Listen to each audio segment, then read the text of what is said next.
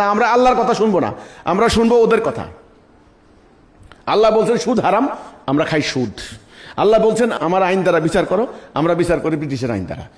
তো কাজে আমরা আল্লাহর কথা শুনবো না, এই জন্য আল্লাহর গজব পড়ছে আমাদের উপরে। এখন আমাদের 1 নম্বর কর্তব্য, যেই কোনো মূল্যে ঐক্যবদ্ধ হওয়া। কেমন ঐক্যবদ্ধ? সীসা গলানো প্রাচীরের ন্যায় ঐক্যবদ্ধ। পুরো জাতি হবে একটা জাতি। আমি এটার সমাধান দিচ্ছি। আমি জানি না আমাদের আলেম ওলামারা, আমাদের ধর্মীয় পণ্ডিতরা আমার এই কথাটা কিভাবে নিবেন আমি জানি না। যদি মায়ের হাত থেকে বাঁচতে হয়, যদি বাঁচতে হয়, এক ঐক্যবদ্ধ হইতে হবে সীসা গলানো প্রাচীরের ন্যায়। সকলের স্বার্থ হবে একরকম, একটা জাতি হবে একটা, পুরো উম্মাহ, উম্মতে মোহাম্মদী। টুকরা টুকরা হওয়া কিন্তু ইসলামের কোনো, আল্লাহ কিন্তু সেগুলো নিবেন না। জাতি হবে একটা, ইমাম নেতা হবেন একজন, পুরো মুসলিম উম্মার নেতা হবেন একজন। পুরো উম্মাহ আল্লাহর হুকুম মোতাবেক জীবন পরিচালিত করবে।